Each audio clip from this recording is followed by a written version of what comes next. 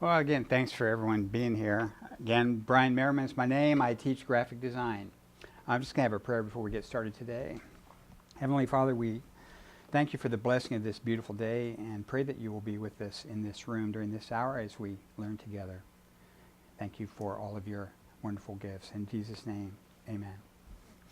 Okay, then I'm a graphic design teacher and an artist, and one of the things, if I'm an expert on anything, and I wouldn't claim to be much of an expert on anything, but if I'm an expert on anything, it is the thing we're going to be talking about today, which is document construction, how to present content, the logic behind that.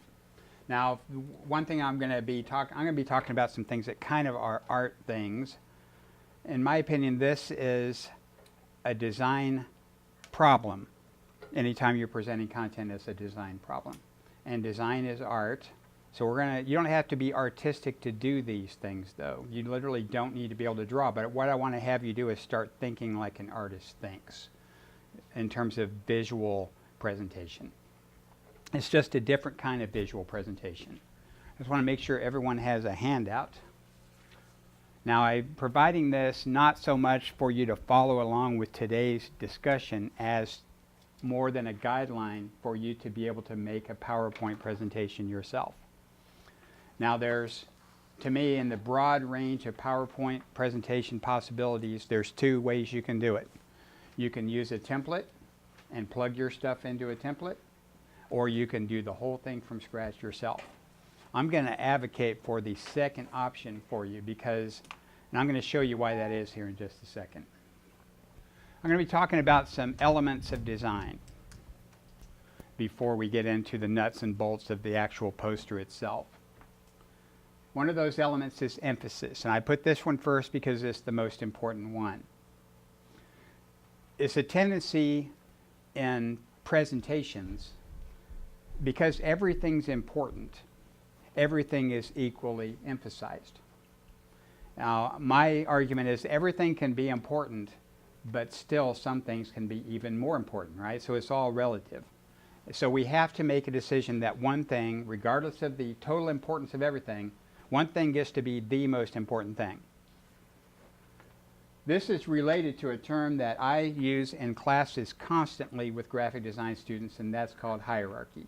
We all probably know what hierarchy means in the kind of normal sense of like military organizations where there's a top-down level of importance. Hierarchy has to exist in presentations of this sort for your reader to be able to understand the content the same way you did. Now, another thing I always tell the students is that because you're intimately involved with what you created, you understand it so much better than anyone else ever will. Your objective, though, should be that your reader sees it the exact same way you do. And for them to do that, you got to give them clues as to how you see it. So if you think something's the most important, that needs to be obvious to the reader. One of the ways you can make something more important is by putting it at the top. So we've got that. If you've got a title and it's at the top, most people will assume that's the most important thing. But help them more. Make it bigger. Make it dominantly large. Then also maybe even make it another color. Reserve that other color for only important stuff.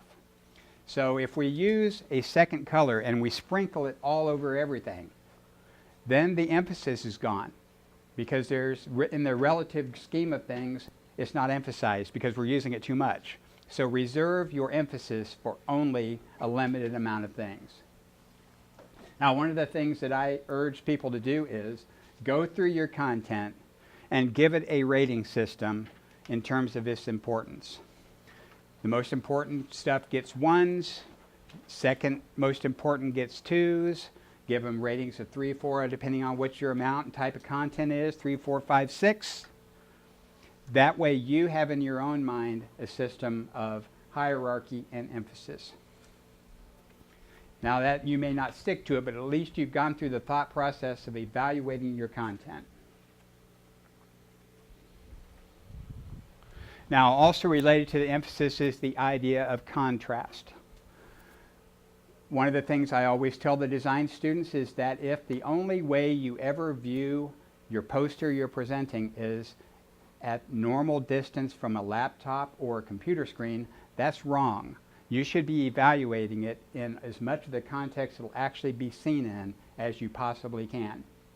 Most designers make the mistake of never looking at their work from more than arm's length, even though no one will ever be looking at it that way but them, right? So to me it's important that you step back from it. Is it carrying across distance? Is its color, its scale, and its contrast allowing it to have carrying power across distance, which it'll need if it's in a poster exhibition, right? So contrast is the visual differentiation of two or more elements. How much different do they look from each other? So you'll never get more contrast than if you put black on white. Those are the two most different things you can do, right? But those are boring. So if we want to start putting color into the design, then you need to weigh them. And we talk about visual weight in art and design. How much does this thing weigh compared to that thing? Elements with strong contrast appear distinct and separate, while elements with low contrast appear similar and tend to blend together. Now we can use that. What we want to do is have things that have less contrast serve as a structural backdrop for things that have more contrast. Just like if you were at a play, the stage should not dominate the actors.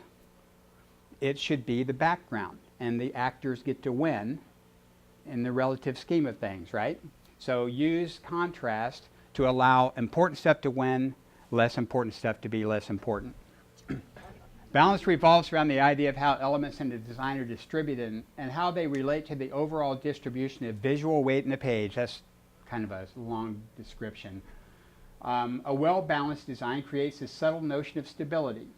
Now, in my opinion, we as humans, and we as maybe somewhat more experienced humans, tend to like stability.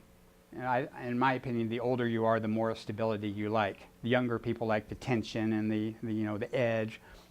Older people not so much. So depending on what your audience is, you might want to go for stability because that gives the reader a sense of comfort. They're not trying to deal with whether they like your content or not before they even read what the content is, right? So there's a thought that stability is something we want, and that balance creates stability. The next slide talks about symmetrical balance. So if we talk about formal designs, wedding invitations, tombstones, things where everything is lined up on an axis, that's symmetrical balance, where it's a mirror image of itself on a center axis. But that's not the only kind of balance. Just like you can stand on 2 feet, and you can also stand on 1 foot, you got to throw your weight this way and that way. The same thing happens in asymmetrical balance, which is the next slide. You still have balance, it's just not on an axis. So if something weighs 20 pounds over here on the left, you got to have enough weight over on the other side that also weighs 20 pounds. It may not be, this may be a big red object, whereas this is a bunch of small brown objects, but they weigh the same by the time you sort of balance them out, okay? Alignment. Now, alignment has to do with the idea that you as designer have put everything in exactly the only spot that it could ever be. So every decision you make looks intentional, and it looks like it's exactly the right decision. When things are aligned, it appears that you've done them intentionally. So I'm going to go to the board here for just a second. So if you have a poster and it has a headline up here, and here's the edge of the headline, right? If your columns of text are doing this, then it doesn't look like you're in control of the design. And then if the second column starts down here, then again, it looks like you're not exactly running the show here. It's sort of like more or less taking on a life of its own. Alignment has to do with you using visual sight lines to create structure. So this means that column needs to go right there, and these columns have to go right here. Then you get the stability, then it looks intentional, like you did it exactly the way you meant to. It creates a uniform whole, and it creates that sense of stability that we're looking for. Flow. A little harder to describe, maybe a little more subjective idea is flow, which is that a path the user's eyes take through the design. Typically a person's eyes is, as Western readers, is top to bottom, left to right. Since that's the way most people read, maybe that's the way we should design and not try and fight that. I've seen people put the headline at the bottom of the page, which to me that's an interesting design choice, but it does not give the reader a very good clue for where they're supposed to go after that, right? So we want to sort of make the path relatively easy to follow. Also, to me, every design should have an entry point or a front door. So there should be something happening in the design that the eye will naturally go to first, based on size, color, or location, that you're giving that reader an obvious starting point, and then try to use something to guide them along the path in addition to that. So that's the notion of flow. Here's where it gets to be a little dicey when I start to give you advice, because you're experts on your fields and I'm not an expert on your field. So when I tell you to get rid of most of the words, then that's probably not going to be met with a whole lot of happiness. I used to tell and this is when I was in the advertising business, I used to tell that copywriter to give me 6 square inches of words, because I didn't care what they said. I wanted to know how big they were, right? Which is a dumb way. And I used to do that just to kind of nag him because he didn't like it. But to me, words, it's easy to get carried away with how many things you have on the poster, forgetting that it's not a book, it's not a paper, it's not a website. It's supposed to be seen and consumed in a relatively small amount of time with a fairly hard impact. And that to me means less. So your objective should be, when you're evaluating your content, to have a critical eye to what really needs to be there and what doesn't, even if it's down to the word. Even if you're starting to root individual words out, to get that content, that copy, down to the smallest amount it can be, so that you are able to then present what you do keep with the maximum amount of visual impact. Now, in my opinion, the best design tools there is, despite all the computer stuff that's come out, is pencil and paper. Even if you're not someone who really draws a lot, if you just will do some sort of, think of it as an engineering schematic kind of thing. You're just like drawing yourself a rectangle and putting other rectangles in it and starting to figure out, does my content, is it crying out to be a 4-column layout? Is it crying out to be 3? Is it crying out to be 2? Does it need to be even more than that? So it sort of starts to me, content will ultimately decide what the design is. You might say, I'm doing a 3-column design. But if in the end the content won't fit there and it doesn't work there, then the content's crying out to be something else. So that's one of the things I want you to do, is with your pencil and paper, and that's pencil and paper, the easiest thing to use, and they're the easiest to erase. So they're the easiest tool to design with. It's the most flexible, fluid tool you can use. So use it to the best extent that you can. Before you start getting into the computer, you'll be amazed at how much more difficult it is, even with the most friendly design programs. They're still not near as friendly as pencil and paper are. The environment of a poster presentation is visually competitive. There's going to be a lot of presentations there, so that your presentation is just as muscular as the rest of them, and as you jockey for position, yours gets some of its due. You want to make sure the design is graphically punchy and eye-catching. So that means make some things large enough they carry across distance. In my opinion, the headline should be the thing that does that. Contrast again. We're not really in the business of subtlety when we're talking about posters or any kind of graphic design. To me, graphic design is not a subtle medium. It should be more like a hammer. It should yell. It should not even talk in normal tones. It should be as loud as it can be within reason, knowing that this is academic. This is not, a Coca-Cola billboard. But you do want it to have some punch to it so that it carries across distance and stands out in a competitive environment. Now, a color circle. is something I recommend you use. All right, a color circle is an organization system of color that goes way, way back. And it makes a lot of logical sense, and it's helpful for you to figure out what your colors are going to be. Some colors, these, which are neighbors on the wheel, they get along well together.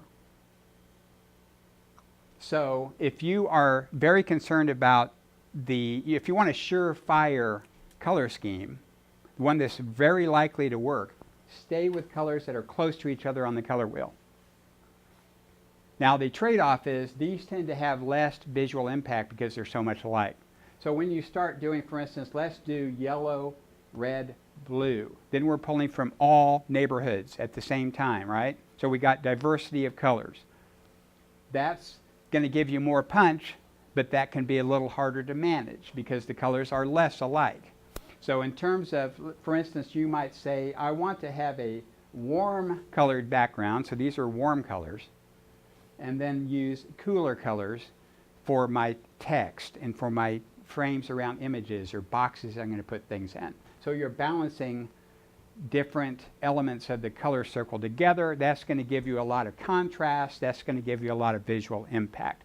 So this color circle, which you can find them all over the internet, is not a bad reference for you to think about how you might want to apply colors to your design. So use a color circle. Avoid distracting background colors and patterns.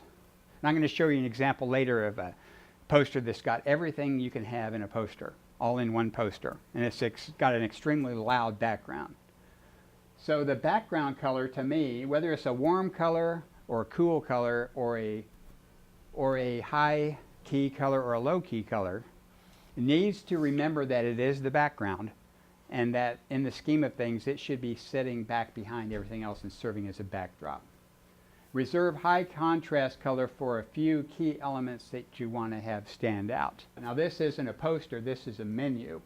But to me this is an ideal use of a second color. The reason why it's ideal is because it's only being used a total of 5 or 6 times.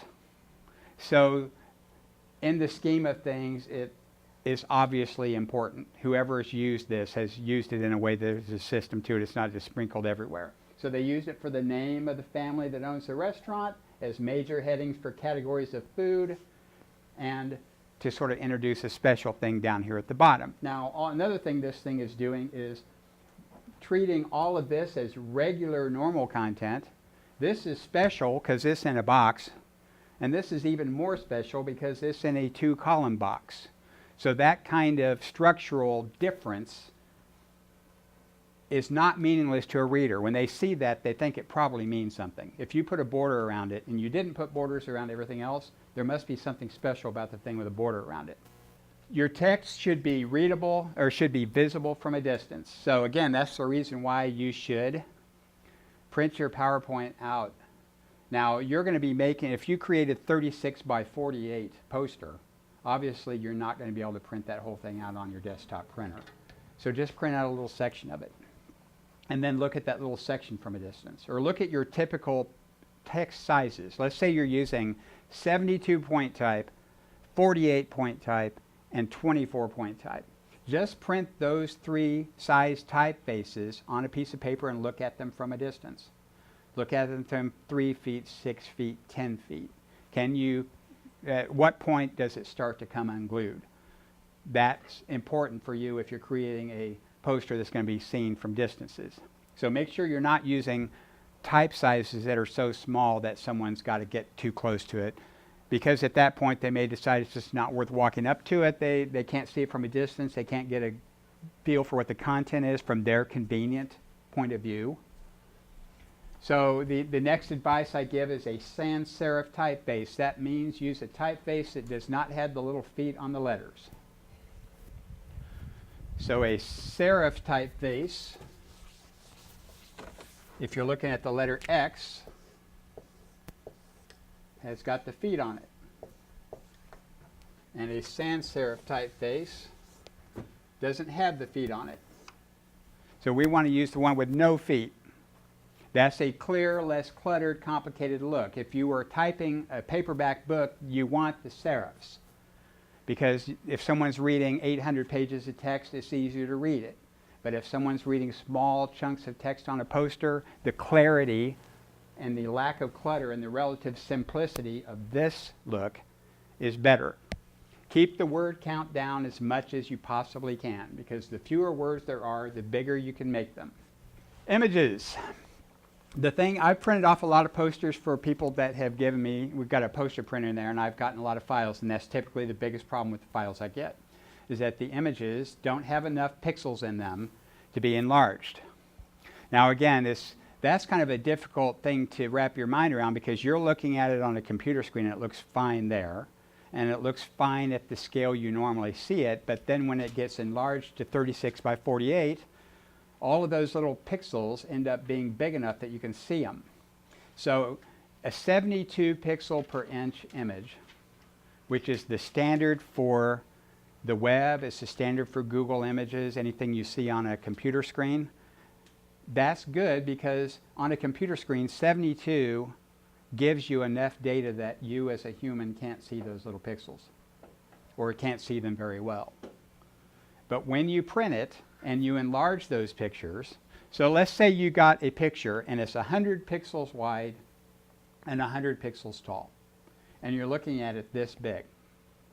Well, those 100 pixels each direction will get the job done at that size. But when you make the picture this big, then I can see all 100 of them. And that's not what we want when we're printing something. We want there to be enough pixels that we can't see them. So your photos need to be high resolution. Now, the next thing says, create the images at the size they'll be used in the poster. Okay, so that's another thing that can be hard to relate to when you're looking at it on the computer screen, and it's hard for you to say, well, just how big will this be on a poster? Well, maybe, in my opinion, get out a big piece of paper and draw it and see how big it'll be on the poster. Measure it with the ruler. So let's say this picture is going to end up being 6 inches by 6 inches. Then when you're looking at the image, and I don't know how many of you have access to Photoshop, but if you have Photoshop, you need to make that 6-inch image 6 by 6 at 200 pixels per inch, not 72. Then when you print it on the poster, someone's not going to be able to see those pixels. Now in PowerPoint, when you put a little tiny picture into PowerPoint and then you use the scale tool to make it bigger, that's where the problem happens, because you're not really making the picture bigger. You're not giving it any more pixels. You're just making all the pixels bigger. When the bigger you make them, the easier they are to see. If you're taking pictures for your poster, set your camera at its highest quality setting. The owner's manual will talk about large and medium, or 3 different sizes of large and 3 different sizes of medium, then you got small. You want to set it so that it's capturing the biggest possible image it can. Then you won't need to worry about how much pixel data. It'll have plenty. Finally, avoid using clip art. Clip art is kind of out right now, and in the professional world, even a relatively, I guess I don't want to use the word lame, but a relatively mundane photograph is viewed as being more professional than the best piece of clip art ever made. Okay? So photography is read or sort of perceived as being higher value than clip art is in today's kind of design fashion. So here's a couple of examples that I put as being, or here's an example of one that I think is doing some interesting things. This is using asymmetrical balance.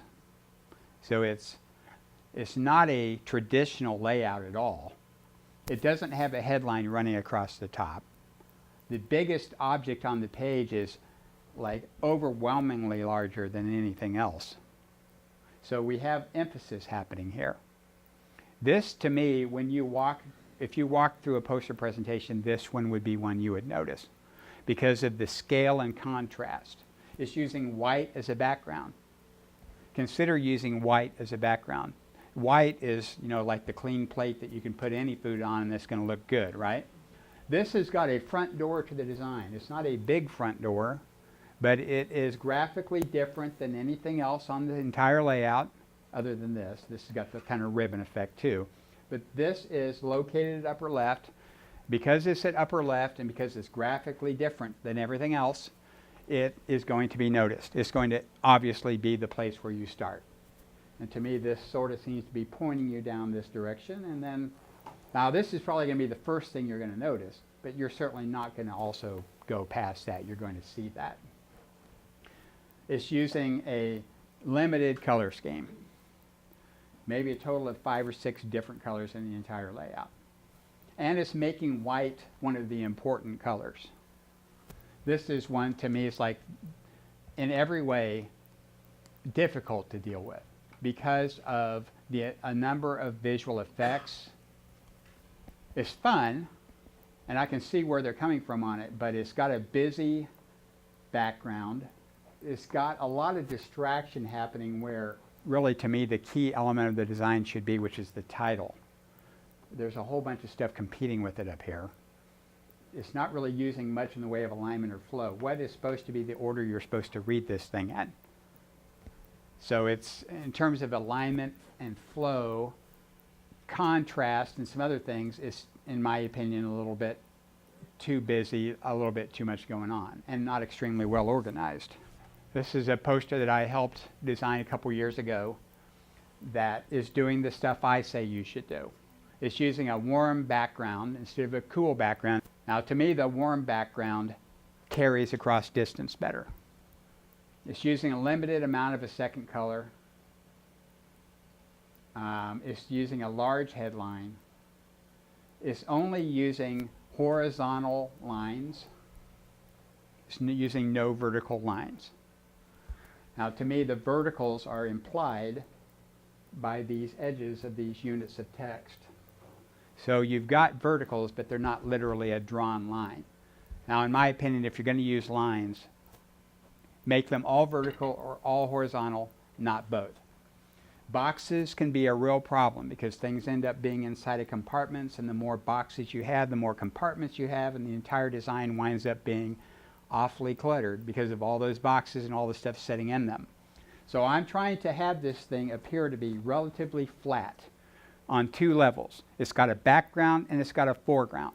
When you start using boxes, you get background, then another background, then another background, then the information. So I want the information to win, so I want the information to dominate the background. The background's there for atmosphere only. Is that it? Okay, so a real smart guy, way smarter than I'll ever be. His name is Edward Tufte, and he's the kind of considered to be the dean of all information designers that ever lived. And he says that the landscape of a design has to exist on 3 different levels. First, you have the background, and it should sit behind everything else. Then you have the structure. The structure could be boxes, could be lines, could be arrows, and it exists on the next level up. The structure is containers or supporters of information. And then ultimately, information sits at the top level. It wins. It should always win. So you got background, then structure, then information. And it should appear almost 3-dimensionally that way. Even though you're doing it flat, it should appear to be 3-dimensional, where information moves forward towards you and the other things move backwards away from you. And if you are using color and structure and contrast, as I've recommended, then I think that's the result you're going to wind up getting.